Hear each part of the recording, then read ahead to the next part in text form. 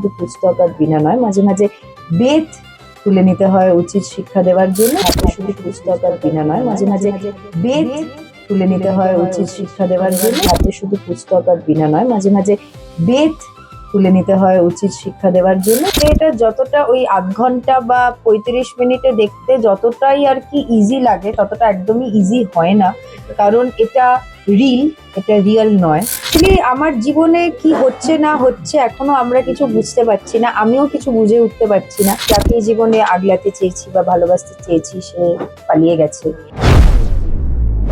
রাজরি তো স্টার্টিং থেকে জানতো যে ওই বিয়েটা করবে না, মানে he was very clear in his head যে এই বিয়েটা আমি বাবার কথায় বা সোসাইটির কথা মেনে করবো না। আমি যাকে ভালোবাসি তাকেই বিয়ে করব, আমি যাকে ভালোবাসি তাকেই বিয়ে করব, আমি যাকে ভালোবাসি তাকেই বিয়ে করব।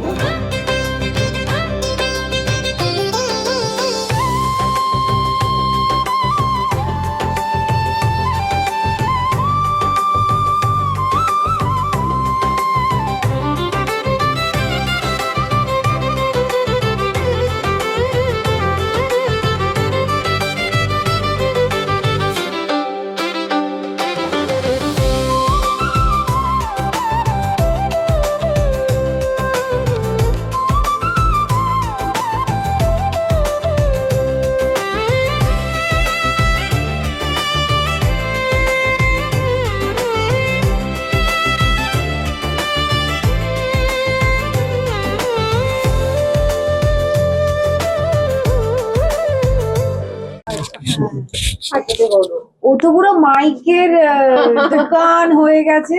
নতুন বছরে প্রথম টিআরপি আসতেই টিআরপি টপার, কি বলতে তোমরা? প্রচন্ড থ্যাঙ্কফুল টুয়ার্ডস সব দর্শকরা যারা আমাদেরকে এত ভালোবাসা দিয়েছে। স্নেহাশিসদা, থ্যাংক ইউ সো মাচ আমাদের গল্পটাকে এই জায়গায় নিয়ে যাওয়ার জন্য, and star Jalsha obviously for giving us this opportunity. আমরা খুব হ্যাপি। আর একদম 2026 স্টার্ট করেছে একদম ধামাকা দিয়ে, একদম মানে হ্যাপেনিং, তারপরে এরকম বিয়ের সিন, সেটাও তো একটা ধামাকেদার এপিসোড। ধামাকা বলতে ধামাকা, মানে আপনারা প্রোমো তো দেখেছেন, কিন্তু তারপরেও অনেক চমক থাকছে, প্রচুর ধামাকা থাকবে। আপনারা প্লিজ দেখবেন, lot of things to watch out. কারণ নিয়তির লিখন, আমার মনে হয় নিয়তির লিখন তো 1-2 দিনে শেষ হয় না। আর দাদা যখন লেখা শুরু করেন তখন সেই লেখন দিনের পর দিন, মাসের পর মাস, বছরের পর বছর চলে। তো আমার মনে হয় this is just the starting. এবং আমাদের পুরো প্রজেক্টটাই এত ইভেন্টফুল প্রজেক্ট যে কিছু না কিছু, মানে আমরা সবসময় চেষ্টা করি যাতে দর্শক যারা রয়েছেন, মানে যাদের জন্য আজকে আর্টিস্ট বলো বা প্রযোজক বলো বা পরিচালক বলো, পুরো টিম বলো, প্রত্যেকেই আমরা কাজটা করি। আলটিমেটাম হচ্ছে দর্শকের ভালো লাগা, ভালোবাসা।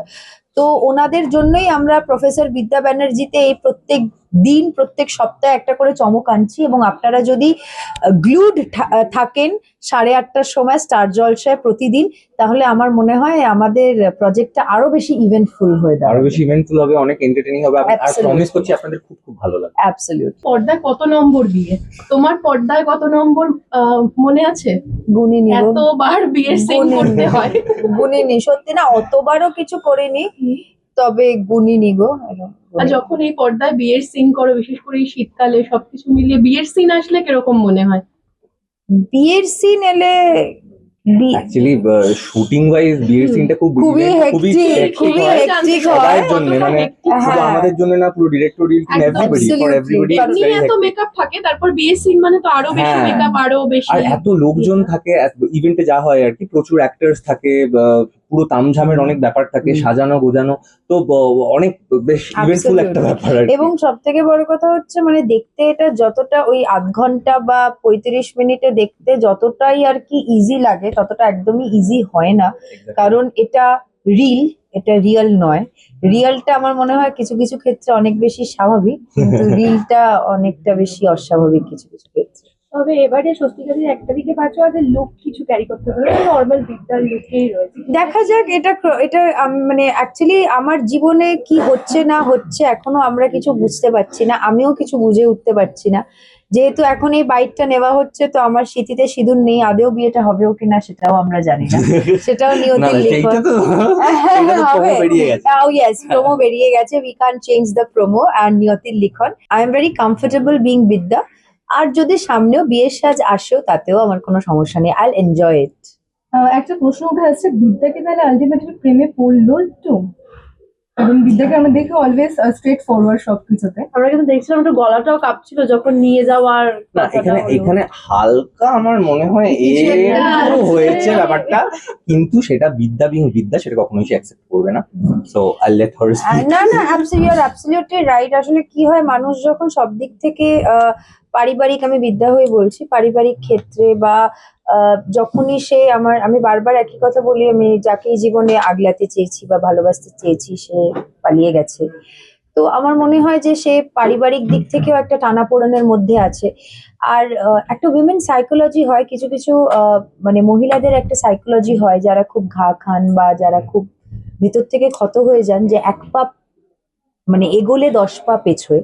তো এখন বিদ্যা সেই দিকেই দাঁড়িয়ে আছে, যে এক পাটা বাড়াচ্ছে আবার 10 পা পিছাচ্ছে। দেখা যাক সে রাজরিত অব্দি পৌঁছতে পারে কিনা। আমি শেষ করবো, সেটা হচ্ছে বিদ্যার ডায়লগ ভীষণ ফেমাস। হুম।